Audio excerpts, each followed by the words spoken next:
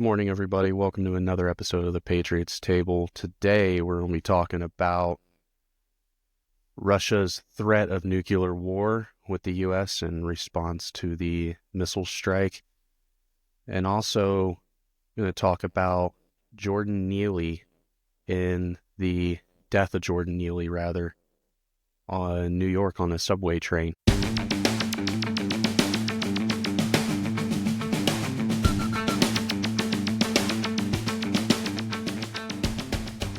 So, Jarrod, it's crazy. We keep wanting to cover other topics on our episodes, and right before we finalize our episode planning, just something crazy happens that we have to talk about, and we have to put everything that we have planned on the back burner. And this past week was just shocking. I mean, we have something that's completely unheard of internally. I mean, we have Joe Biden approving a missile strike from Ukraine on Russia with U.S. missiles right as he's out the door. I mean, there's nothing that speaks, "Hey, Trump, I'm going to absolutely screw you" before you even get in the office, and just put it, because this next 4 years is going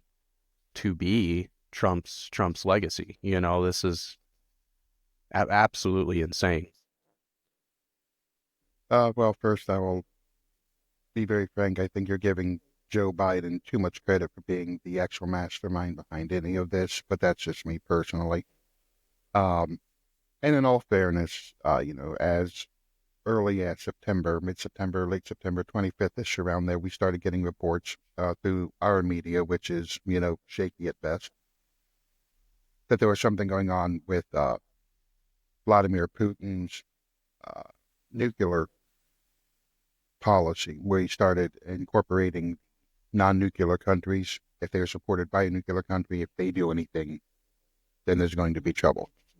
So old Vlad was staging something like this, you know. Um, Topically, one thing that we need as just people in the nation under threat now, we need to take them seriously. We need to take it very seriously. Russia does pose a significant threat to the Western world. They have, during the Soviet regime, right after the fall of the Soviet, once they got reorganized into whatever kind of quasi-republic they want to call themselves. Um, but I think Vlad is completely capable and willing to make good on his threats. I don't, he doesn't really have anything to hold him back. Um, the other concerning situation outside of, the Russia-Ukraine is Russia's ties with China, Russia's ties with North Korea. While North Korea, yeah, we can kind of pan off as, hey, look, it's, little Kim running around with his missiles that only get about 15 feet off the ground and then, damage more of their infrastructure than anybody else is, whatever. They are a nuclear country, hostile to the United States and its allies.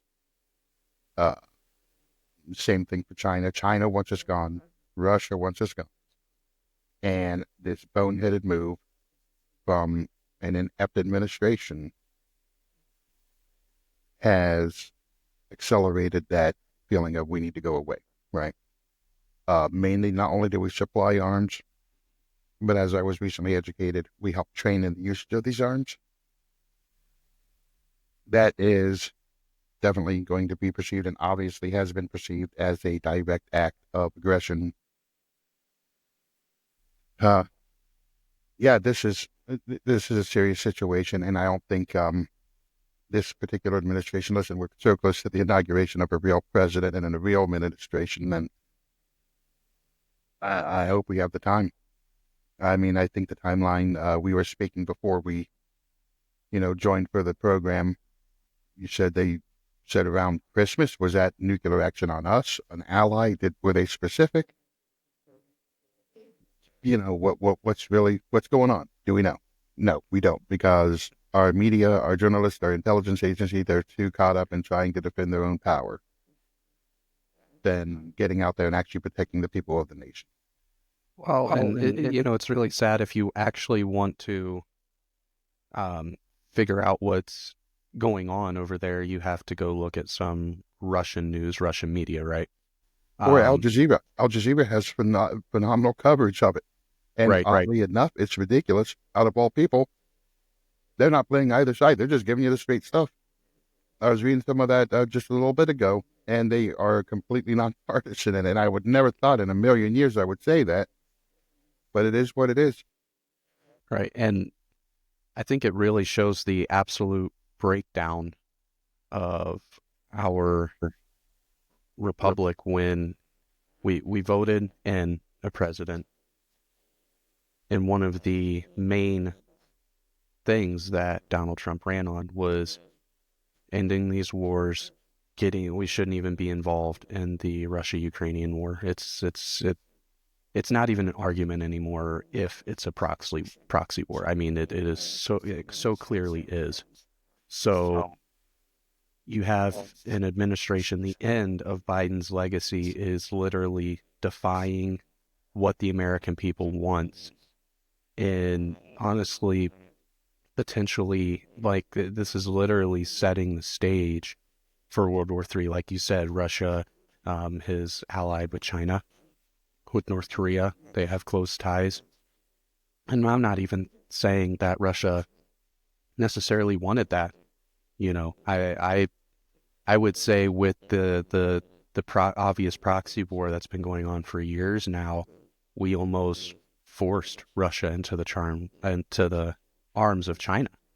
It's a survivalist mindset at that point. I mean, the facts of the situation are, I mean, if you're in Russia, you go, okay, these people obviously hate us. They don't want us around.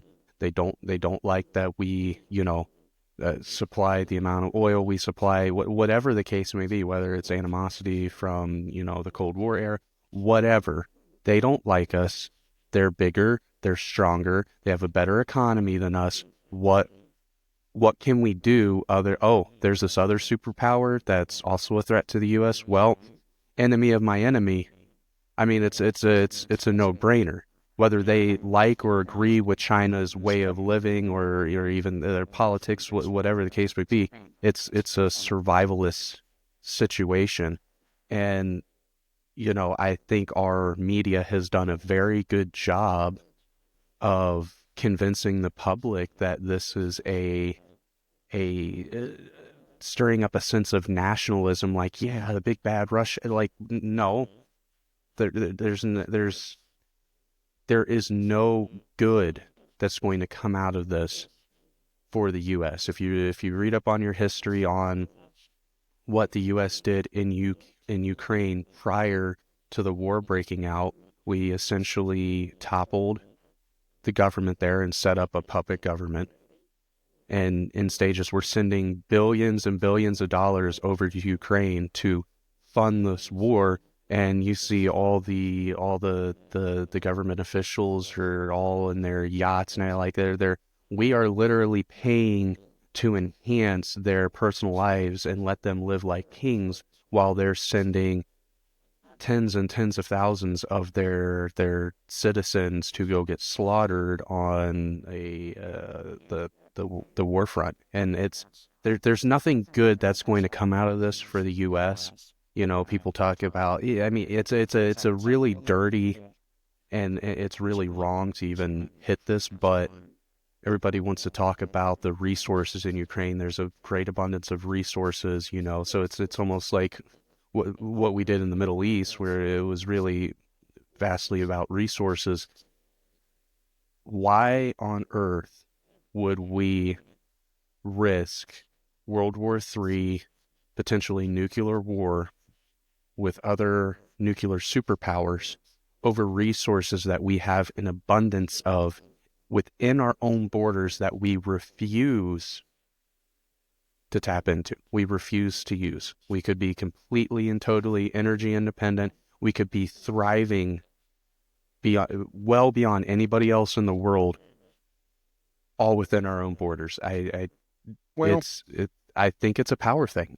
well, yeah, It's absolutely. an And absolute power thing. I mean, what inevitably caused the fall of the Roman Empire or any vast empire in history was a unquenchable thirst for more power, a sense of a type of world dominance. And they've gotten very smart about this in modern times. It's not, you don't do what, Nazi Germany tried to do and just take everything over. No. Puppet governments control things from the shadows, give the illusion of freedom in other countries because in that it's gotten they've gotten very smart with their tactics, but the underlying root issue of it all is a sense of invulnerability and unfeathered power. I mean, look at the state of our government. The whole thing of not telling the American people what's actually going on. We have so many classified documents, so many things that are kept from the American people.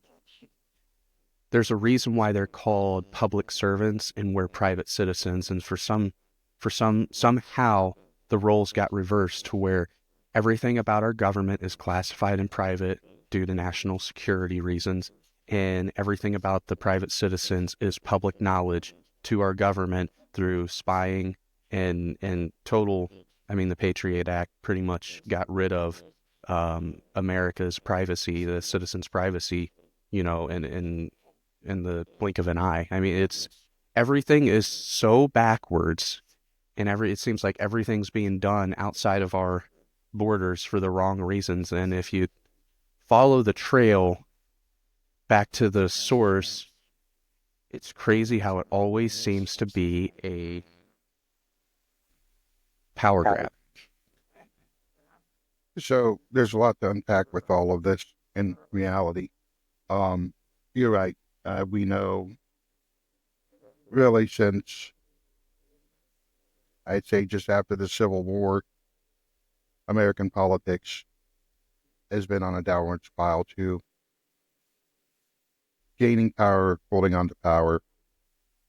And it's really come to light these past few administrations, especially with, I'd say, Obama, basically in our wheelhouse of age. I know you're significantly younger than I am, but that was when I was first cognizant, hey, there's something more at play than just a president and an administration.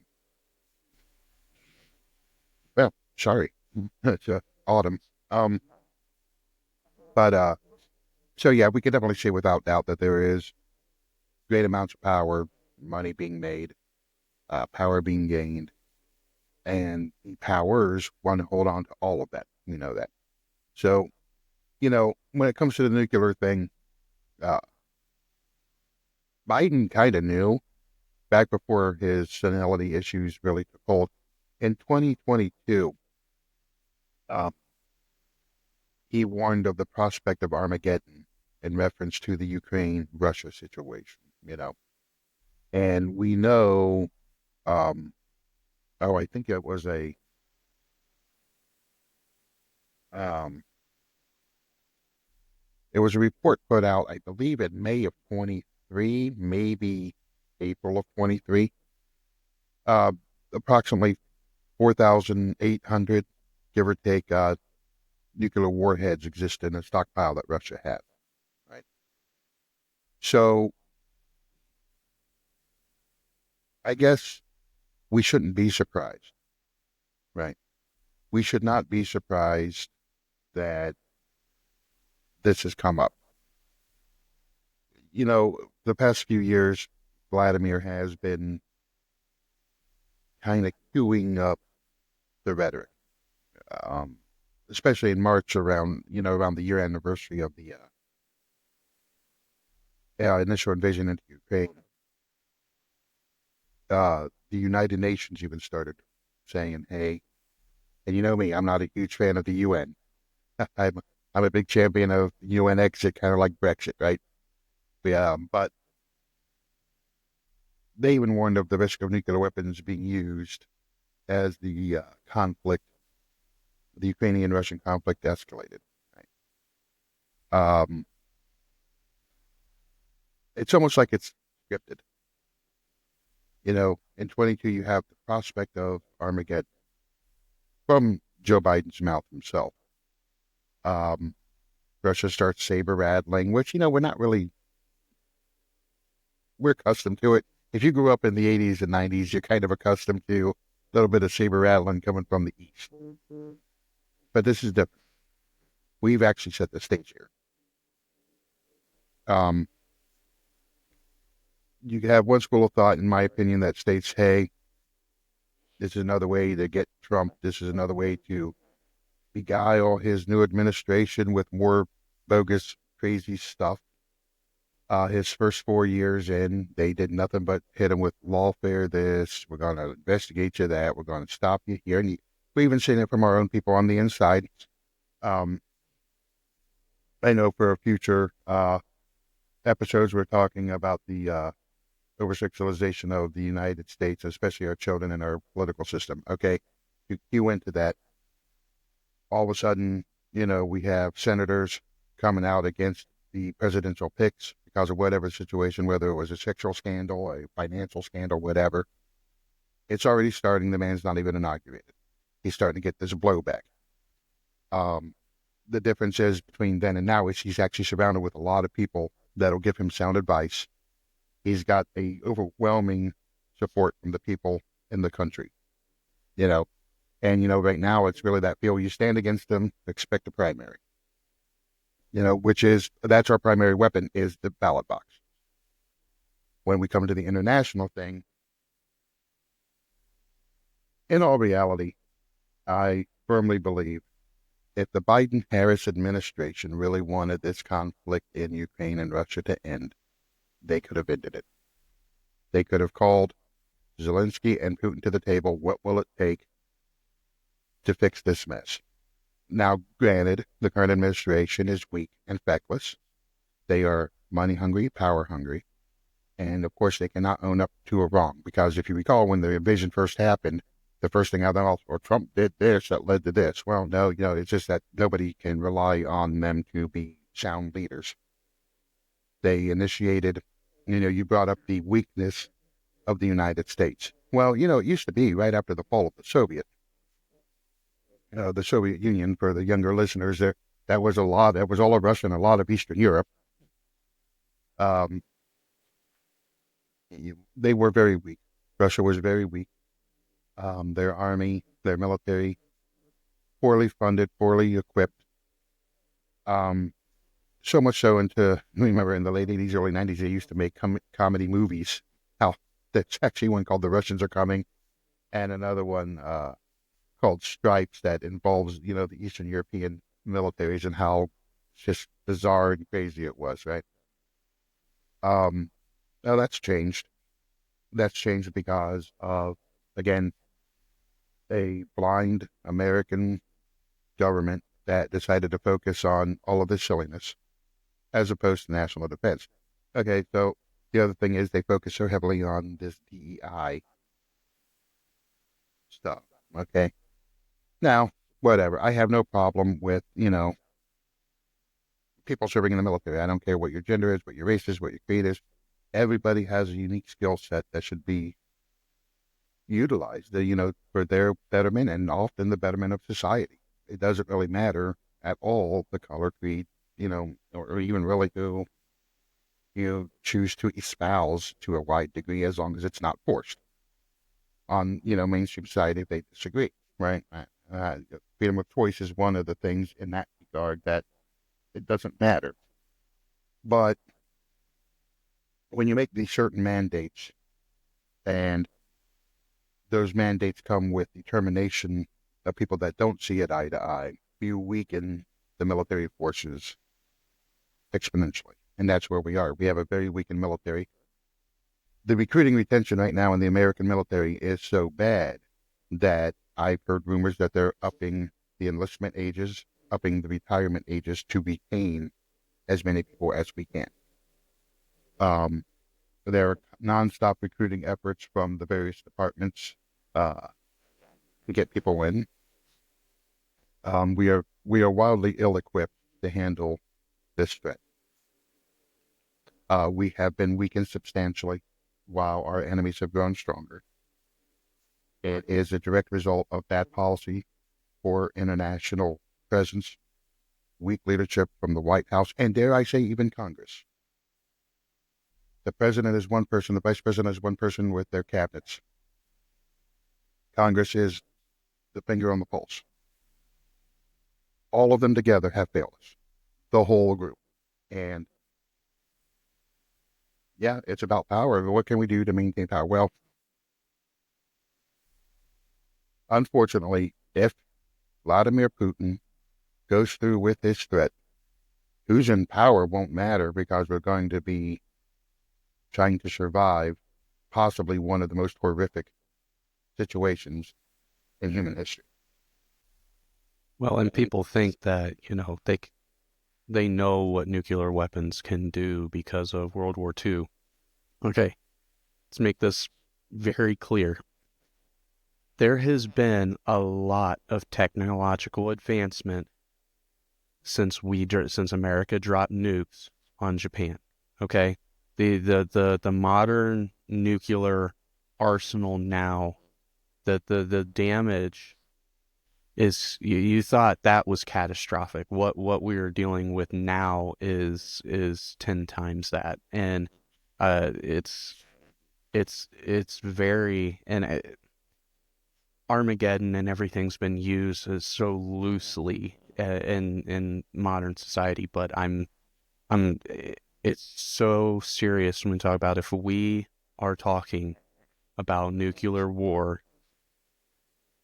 If you don't have a bunker on your property, an underground shelter where you can last until, nuclear fallout is done and over with, and radiations, I mean, this is going to wipe out, because it would not just be between Russia and America. Our agreement with NATO would drag Europe into this conflict. Then China would get dragged into the conflict. It would be a world war on a nuclear level, especially since Russia has already said it is willing to use this. And I saw an article that was talking about by Christmas. That is literally a month away. We were talking about nuclear war in the next month if something doesn't change. And one thing I want to touch on that you brought up, the one thing, the one power that the American people has is at the ballot box. And this is what needs to change about this. And it's up to the people to do this. There have been and I'm speaking mainly on the Republican side of things, because the left, the left isn't shy about what they believe. They say they're for, all these progressive and just straight up socialist policies, and they're upfront about with their craziness, and people vote for it. But on the Republican side, it's become a common trend that I have noticed that they run on certain topics. Once they get voted in, they do a complete 180 and start voting and pushing legislation, start going for things that was completely opposite of what they ran on. And then the American people, the right, just go, what happened to them? What's this? This sucks, But we don't hold them accountable. They get in for another term. Like, I argue that we need to bite the bullet, and if the GOP, and I'm even mostly speaking about local government, more local stuff, but it does have a place on the national scale. If we have to bite the bullet and let a Democrat in to send a message to the GOP to quit sending us these slimy deep state,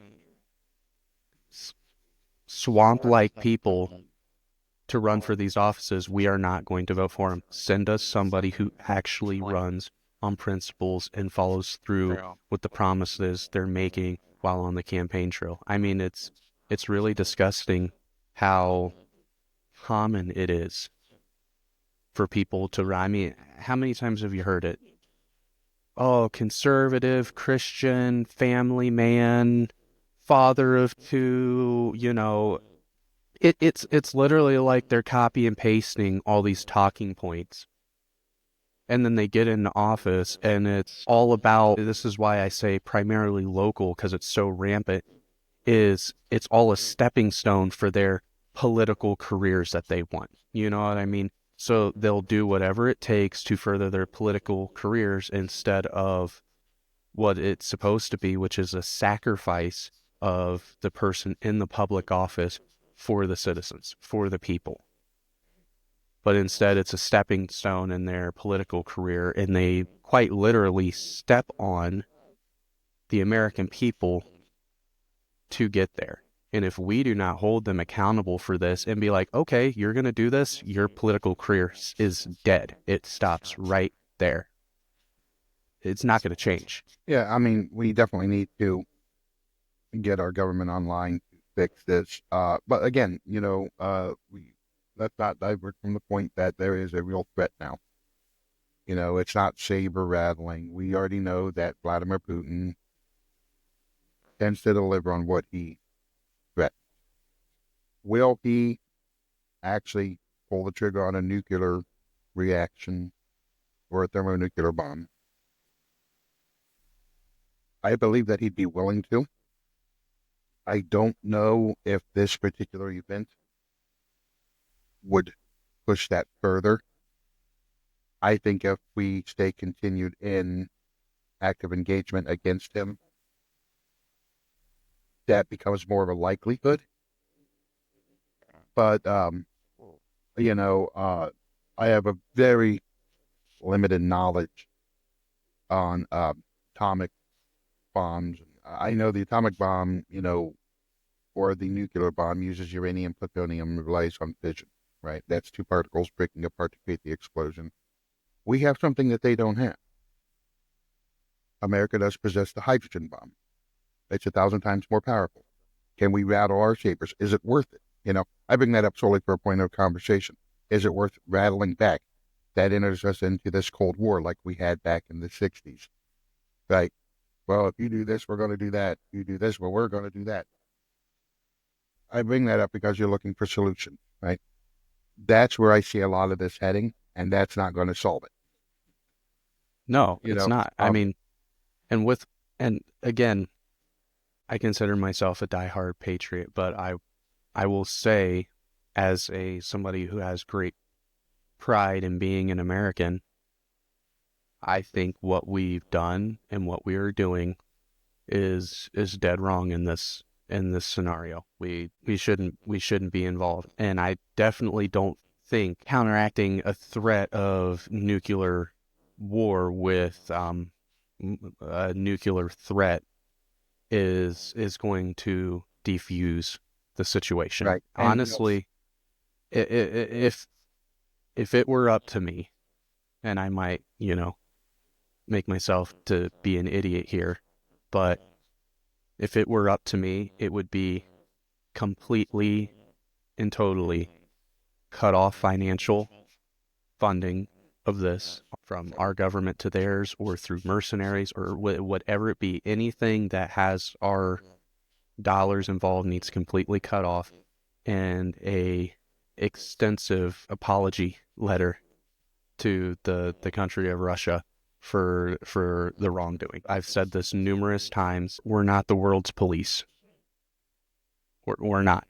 no, We need to adopt the thought process that we had prior to World War II of an American first, not total isolationists, but if our people are living either in poverty We're struggling. Our middle class has been struggling and almost non-existent anymore after 8 years of Obama and 4 years of Biden. If we're struggling to make ends meet as a country, we have no business involving ourselves with all this stuff in the world. We just don't, let alone sending billions of dollars to fund it. Like it's You know, not a about the only recipe for thing that I success. about the only thing I would be comfortable providing in this situation, if I were a member of the administration, would be humanitarian aid, you know, medical support, but both. Because here's the thing: this is a horrible conflict that's affecting both Russians and Ukrainians. Um, and the sad thing is that I don't really believe a lot of the Russian people, as we saw in the early parts of the invasion, are really in league with this whole "let's go get Ukraine." A lot of them were very put off by these actions. They were protests for a brief time before they started getting quelled, if you will. Um, I think helping the medical and the humanitarian, making sure the children are safe, we have food, they have resources, medical needs met. I think that would really need to be the bulk of what we would do, if not the only thing that we do. We need to pull our arms out. We need to pull the crazy amounts of billions and almost trillions of dollars now that we've sent to them. And then the fact that we're training them on how to use these things. Yeah, no wonder Russia's upset, right? And we get it. You know, we basically are saying, okay, we're just going to go and be allies now and then fight you. Technically, that's what it is. We're fighting along with the Ukrainians against the Russians. And yeah, so again, I think a recalibration, a reassessment of our involvement. Um, we'll see. The rumors about the Russian prime minister, president, or whatever his title is. He's been president for since the fall of the Soviet, seems like. I think there was a brief time where he wasn't, but he's pretty much, the king of Russia, the czar, if you will. Um, that his mental faculties are failing or his health is failing, and he's a little more animate to, you know, act irrationally, if you will. I mean, this is definitely something that we need to understand the who, whys, and wheres for, because if this comes to something, I would like to say history will not look kindly on it. However, we might not be here to write the history of it. So that's the Oh, reality of it.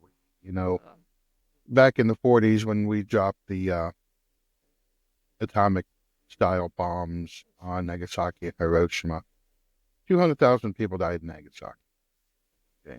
And that was, again, a fission bomb, rudimentary in its understanding. If you know anything about the history of that, they recently made a film, Oppenheimer, that goes into a little bit of the concept behind it. Truth be told, those are nothing compared to what they can use now, right? We now have something terrible called ICBMs, intercontinental ballistic missiles. Russia apparently has a supersonic one of those because that's what they fired. So it's going to get real bad real quick if things aren't fixed, and that requires level heads coming to the table with the focus on saving humanity, saving human lives, saving infrastructure. That requires understanding that while we have different goals, different outlooks, is it worth rolling over a country of corpses or sharing power over a country of living people? And that's what it's going to come down to.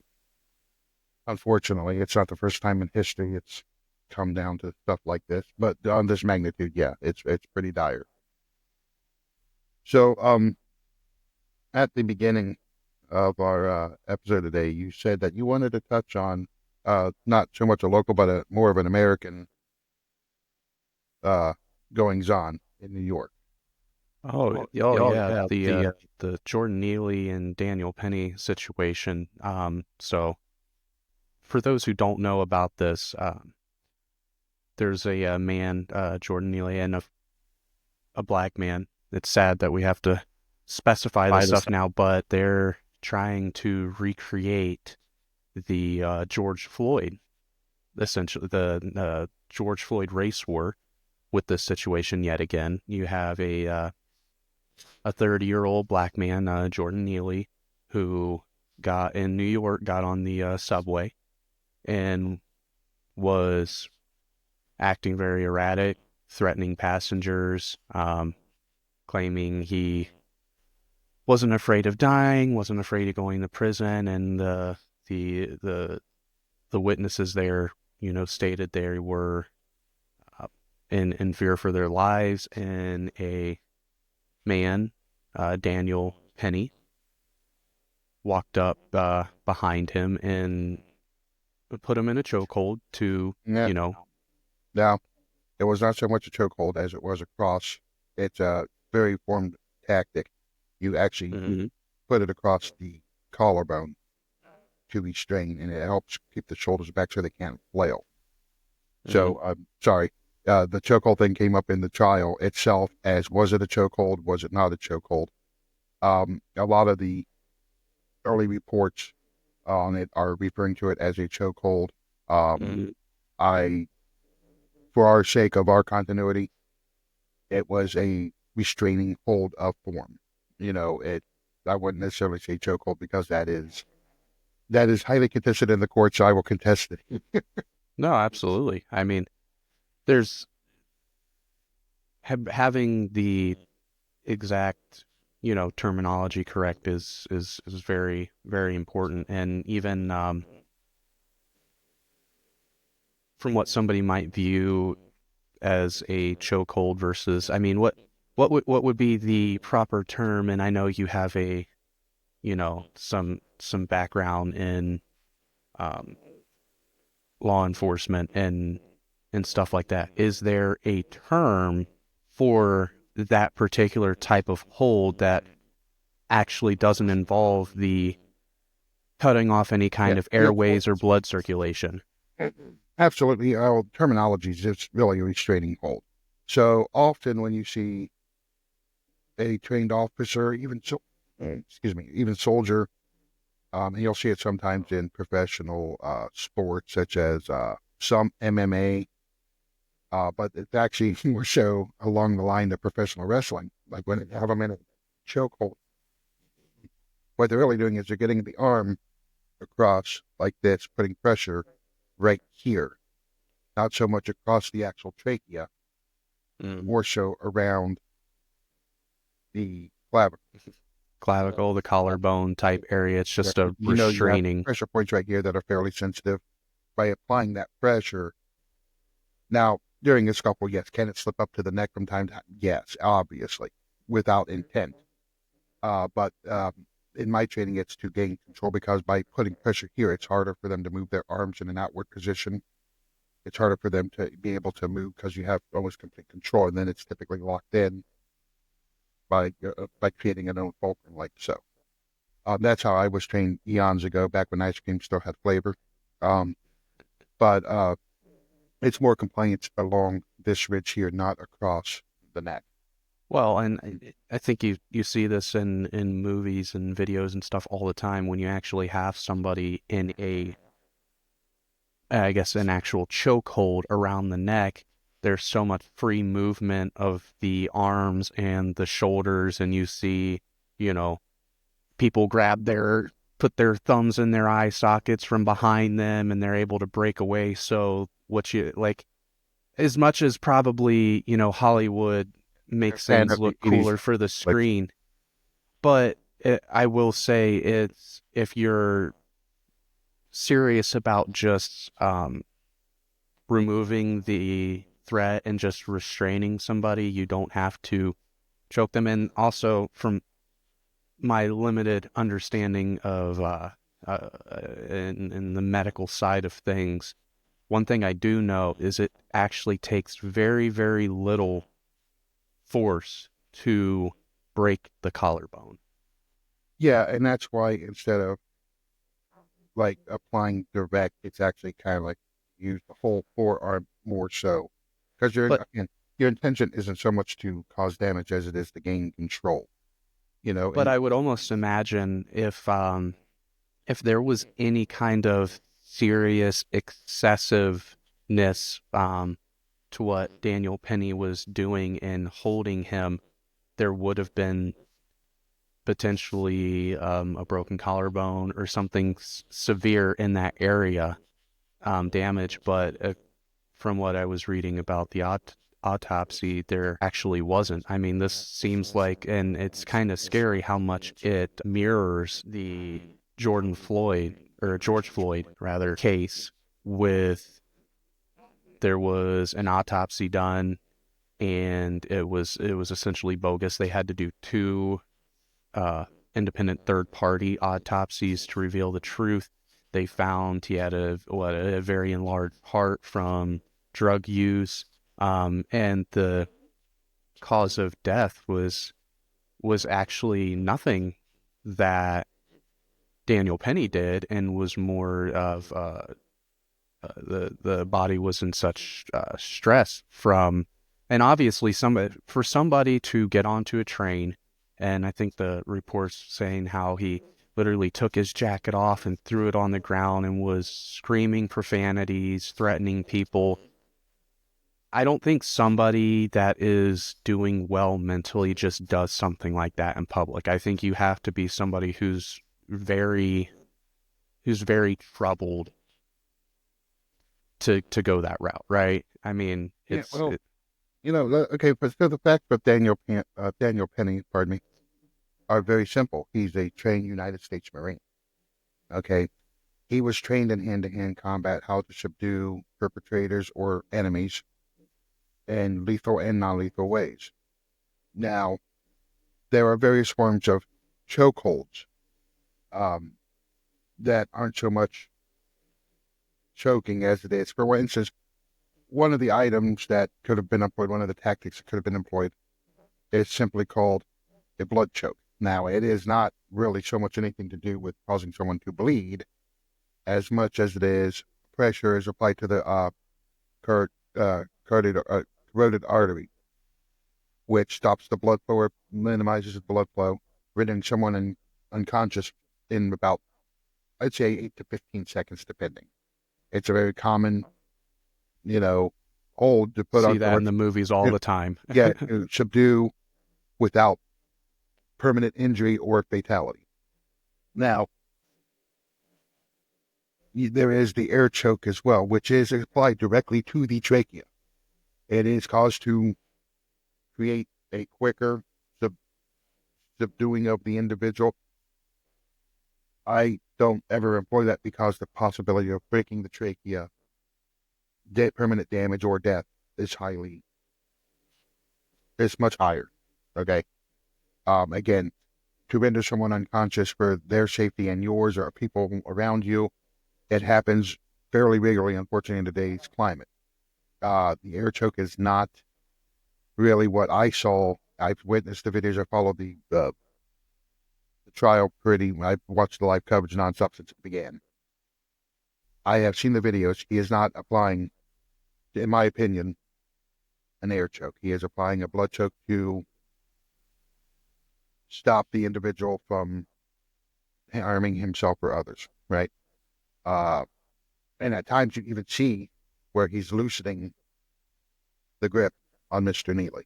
You see where he's loosening it, and then Neely will start fighting. And the other thing to point out about Mr. Penny is he was not the only one with hands-on the guy. He's the guy who had his arm across this area of Mr. Neely. There were other Yeah, there people was holding two him other down, men. restraining him, yes. Yep. So if there are other people restraining him, that means that he was still non-compliant. And when Penny released the individual, he was still moving and breathing. So, you know, I have not seen anything in any of in the testimony that states that Mr. Lee had a broken trachea, compromised airway. Rather, they've done now, I believe, two forensic autopsies, and one one of which is stating that it was due to overexertion. Now, in Mr. Neely's defense on a few things, he was classified as a paranoid schizophrenic. All right. He has a long history of mental illness. I'm trying to recall my notes here. I think he had stuff going on from way back. Way back. I'm talking 2013, 2015, somewhere around there. Yes, he had some run-ins with the law, but again, he was mentally compromised to some degree. So the man had stated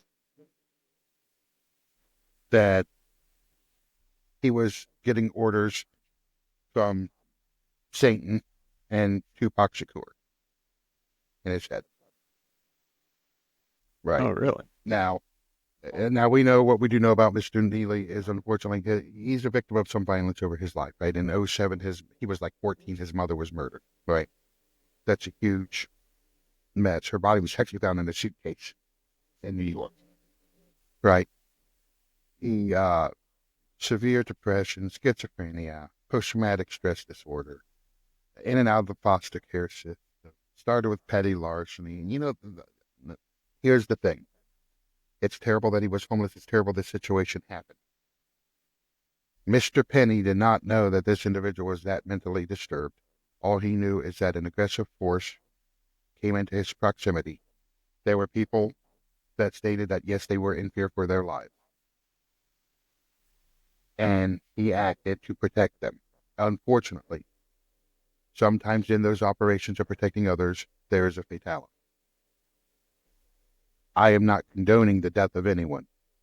I am merely stating that based off of the videos that I saw and reading the testimony of the court hearing this up till now, I believe that he had no intent of permanently harming or killing Mr. Neely. That Mr. Penny acted as anybody would to defend others, and the unfortunate outcome was the death of Mr. Neely. And God rest him. I would hate any loss of life, but Well, this is another situation, in my opinion, of a real life situation being politicized for a narrative. well, and But even I do want to. I actually am looking at Wikipedia right now. I pulled up Jordan Neely I couldn't remember when the incident happened. It was May 1st of last year, by the way. But it says Right. cause of death, homicide by chokehold. If I was the attorney for Mr. Penny, I'd be suing the living crap out of somebody right now because the court has not decided this. Right. I mean, like literally, I'm looking at it right here on my little screen. Uh, yeah, again, it's being overly politicized. Now, of course, yes, there was a death, but yeah, it's again, media going goofy, trying to create something that's not there. And they are using predominantly the white on black issue, which as a white guy I take offense to, with a white guy with, very good friends who happen to be black. I have Vietnamese friends, whatever. We all can't understand why does race even have to come into anything that does not denote skill or ability or anything. Yeah. Well, I do want to just go over the dates of some of this stuff so our listeners aware. So yes, it happened on May 1st. On May 4th, um, they ruled Neely's death as a homicide by compression of the neck. Um, and then on May 11th, Penny was charged with second-degree manslaughter. Penny did turn himself into the police the next day, was released on bond. And then on June 14th, he was formally indicted by a grand jury. An additional charge of criminally negligent homicide was added on June 28th. So, and Penny did plead not guilty to both charges. Now, I will say, if convicted, Penny would face up to 20 years in prison for that. And then, as he said, Penny wasn't the only one that was subduing Neely. There was two other men that helped Penny restrain Neely. They weren't charged. Nothing was done with that. So, Actually, in that, they testified in the hearing. right. And the trial began with jury selection on October 21st of this year.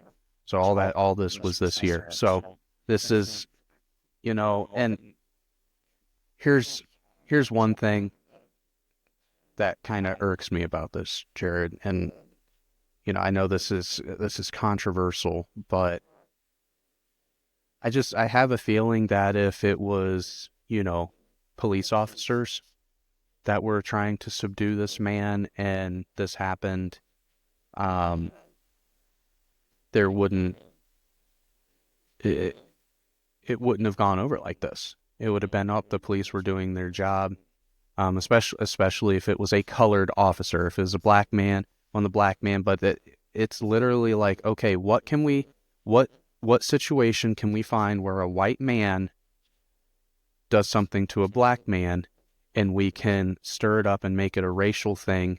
Like, we're literally encouraging, or discouraging rather,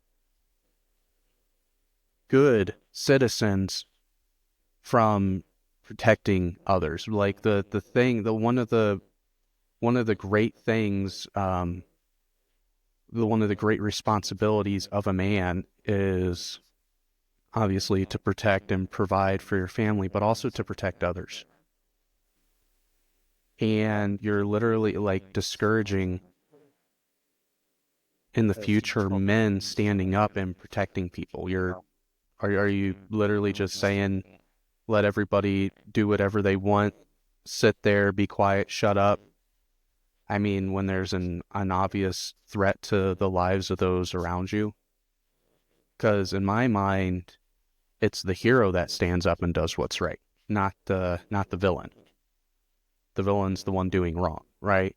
So why are we coming down with such a forceful hammer to set a precedence that, hey, don't save others, don't protect others, sit down, shut up, and fall in line?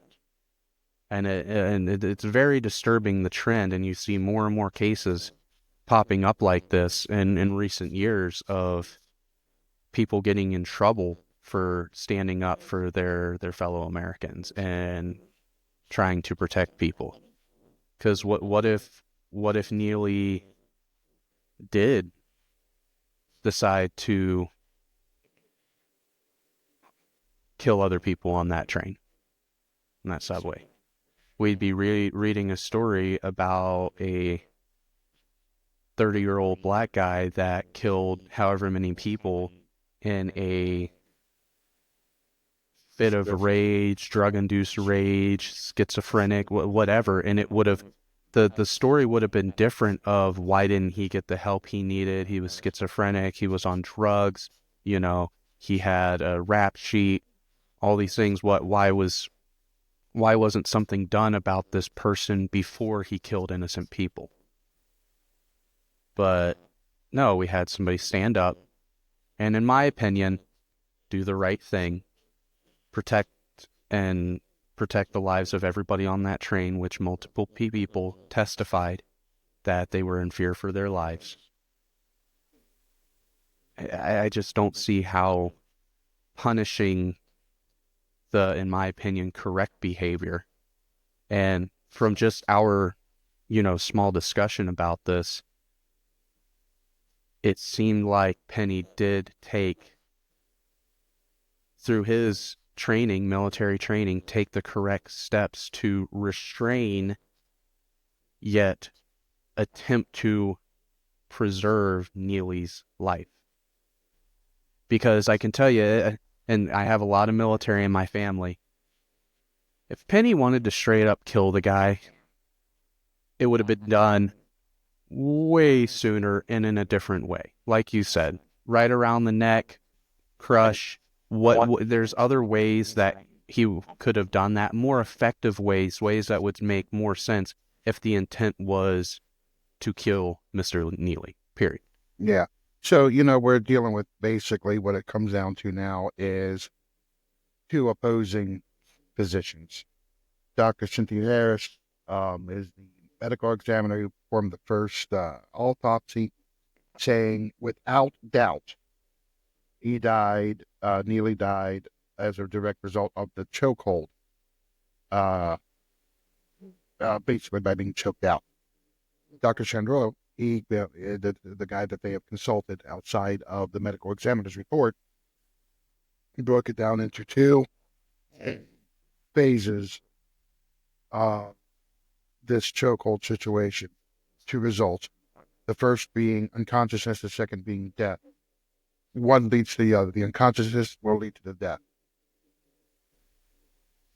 Initially, after being released, he was not unconscious.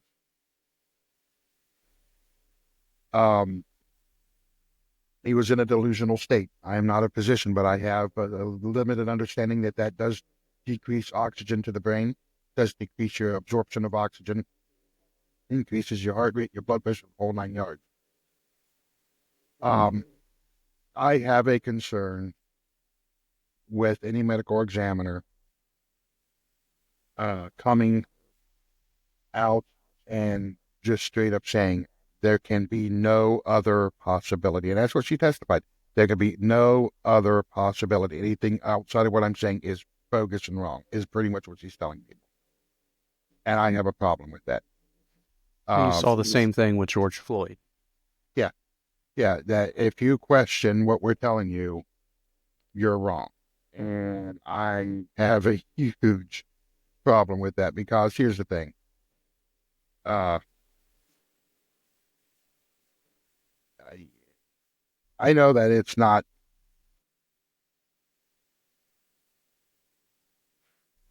medical science is an exact science to a wide degree, but it is not flawless. All right. To completely write out the fact that, hey,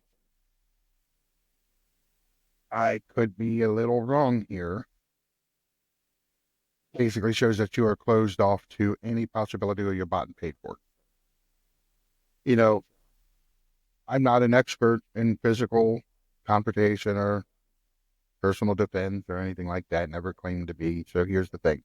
When I look at a guy with his arm across here, not here, I'm not saying, hey, he's choking him to death. Right. When, to my knowledge, no evidence has been rendered stating that his trachea was damaged. And as defense pointed out in Thursday's testimony, the bruising on Mr. Neely was clearly indicated in the pectoral and clavicle area, very little to no around the neck, and there's something called petechial hemorrhaging. If you've ever watched the medical shows like Bones or something like that, y'all might be a little too young for that, but part of forensic science is petechial hemorrhaging. Typically when somebody dies of asphyxiation, blood vessels in the eyes pop. It's called petechial hemorrhaging. There's very little of that in Mr. Neely. In the totality of it, in the total outlook of it, again, I feel that this is being politicized unjustly. And you're right. I don't know if I agree 100% with this should be treated differently if it was a police officer, especially one of color, because it's New York. But also, here's the thing. I would hope that a thorough investigation would be done if it did involve a police officer of any race, color, creed. Sorry to interrupt, but let me expand on it. There is a certain protection that police get, and I'm not excluding, or I'm not saying that it's wrong necessarily, but there's the qualified immunity. There is a very big process that has to be done for it to get to the level that Mr. Penny is at to be facing 20 years of jail time. Hey, they were trained in most cases. The police officer loses his job and can't get hired into the police force again. here's the thing though. When things involve a police officer, the investigation starts at total training. What are they trained for? How were they trained? That's all looked into. Hmm. If there's a discrepancy there, then yeah, there could be a negligence issue. There could be anything. But more often than not, it's been my experience that in any kind of physical altercation, whether it leads to death or not, the police officer themselves are held to a higher standard than, say, the average Joe walking the street would be because of that training. It's the same thing to where you see um, a hand-to-hand combat instructor in the military is held to a higher standard of discipline and understanding that is actually used against them as for a prosecution as opposed to defense should something happen on the street. Um, and that's just the way it is. Now, I know a lot of people don't believe that, but no, there is a higher standard that is held on the police agencies usually that, you know, there's qualified immunity. So if you are doing something, yes, in the process of your job, say, hey, I'm making this traffic stop. The subject pulls out a gun, starts shooting at me. I withdraw my firearm and shoot back, killing the suspect. Yeah, you have some immunity there because the dude was shooting at you. You're eliminating the threat. If you see a very attractive female driving a car down the road and you would like to get her name and address and number, you pull her over for that purpose. That does not fall under qualified immunity. Matter of fact, that's where that standard has to be upheld. That is against it. You just don't stop people to run them. You don't run random people. You don't do those things, right? Right. Now those are two extreme situations, granted, but there are differences in how prosecution looks at a police officer versus the average Joe in the street. And rightly so, because the police officer is to be better trained, to handle situations. Their training is just such that they need to be held to a higher standard, but also in the functions of their particular job, be immune from certain prosecutions when things don't go the way the book says they should go. And that doesn't, fortunately, in reality, it doesn't happen very, very, very, very often, but it is becoming more of a thing to where we're having more violent encounters with police. But then again, what is prompting those? Is it the police letting them get out of hand, or is it already a hostile situation that they're coming into? Right. Here lately, in my home state, we've had a few homicides that have been perpetrated by 16 to 19-year-olds. In my hometown, one of those, I should say juvenile, because I believe he was 17, was shot by police. Why was he shot by police? He was cornered by them. He pulled out a firearm and started shooting at them. So they fired back. Were they in the right? Were they in the wrong? Well, one faction is saying, well, he was just a kid. He was a kid with a deadly weapon discharging it at law enforcement officials. So you got to take the total circumstance. They didn't come in guns a-blazing. This guy Right. fired on them. So, and again, and I know it's hard for some, especially if they've had negative encounters with law enforcement, uh, to understand there are way more good police officers out there than there are shady ones. You know, I'd like to be able to say that about our politicians. Well, that's just an outright lie. But when it comes to the police, there are leaps and bounds more qualified and good people out there behind the badge than there are negative. We, in our capacity doing this, always have to point out that the police are not bad people. They might be every now and again a bad person that gets through. They get weeded out in time, sometimes quickly, sometimes it takes a little while. But the brotherhood and sisterhood behind the badge, as a reserve officer in a town here, home, I will tell you, I am fortunate that we have a phenomenal team where I'm at. You know, uh, diversity and all that aside, just good people. Uh, and that is one thing that we always have to, strive. Yeah, bad things happen from time to time. Are there bad people in every walk of life? Yes. But in this particular situation, fortunately, my dear friend, I would have to disagree that uh, it would not be handled in a manner of any kind of qualified immunity on this because there was a death.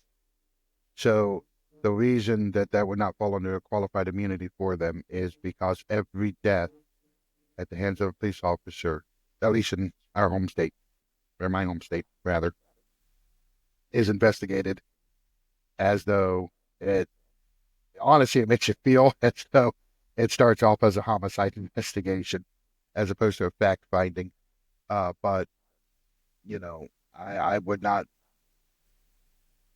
I think the narrative would be actually more damaging if it was a police officer, considering the nature of the town where it happened.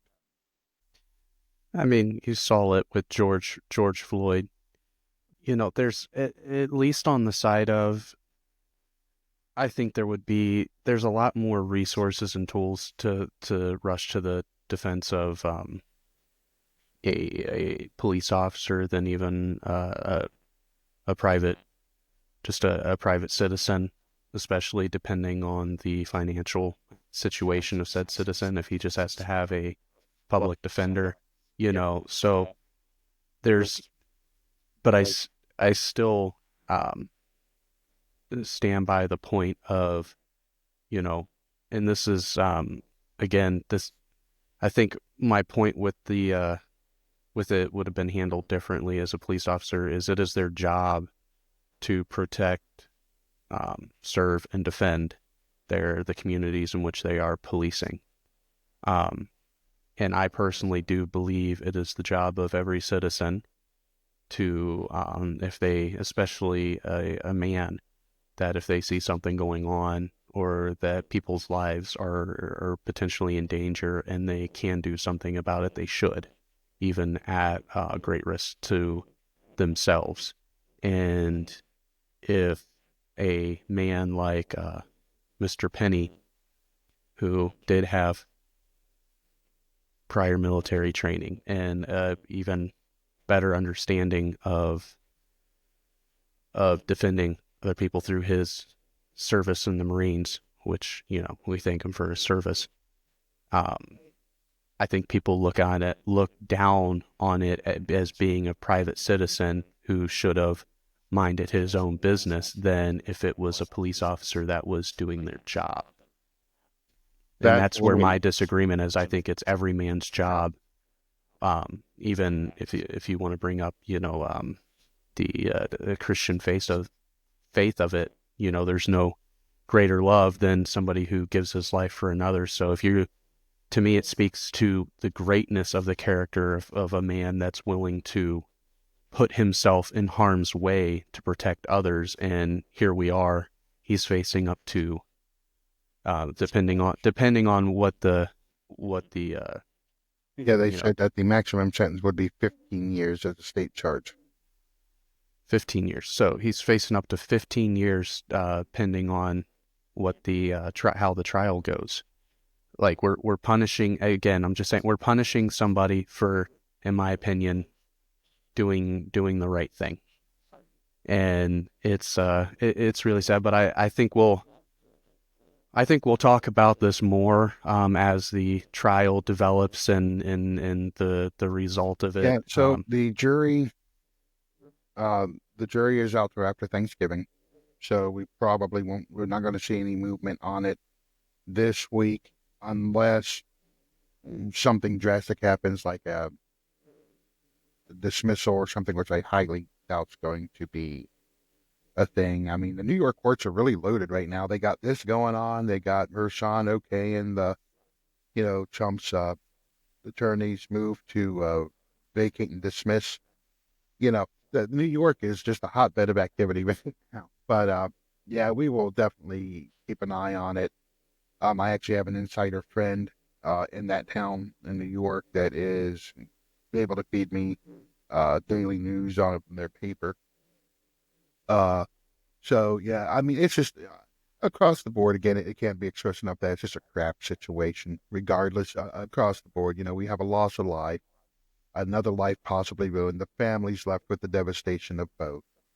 And then at the back end of it, you have the political goof tards that stand around, or I should say that goof nuts, running around out there trying to make something out of nothing. And I shouldn't say nothing, but what I'm saying is that there's not a political story here. Because when I say it's nothing, it's not a political story, right? It's It's a just story not of, racially yeah, motivated at all. it's an unfortunate situation for all parties concerned, for the Neely family and for the Penny family. Um, so when I say nothing, that's what I mean. There's a loss of life, so obviously it's a great deal, but there's nothing politically that needs to be exacerbated by this unfortunate occurrence. Um, and that's the topic for another day, my friend. Well, thanks everybody for tuning in, and we will see you guys on the next episode.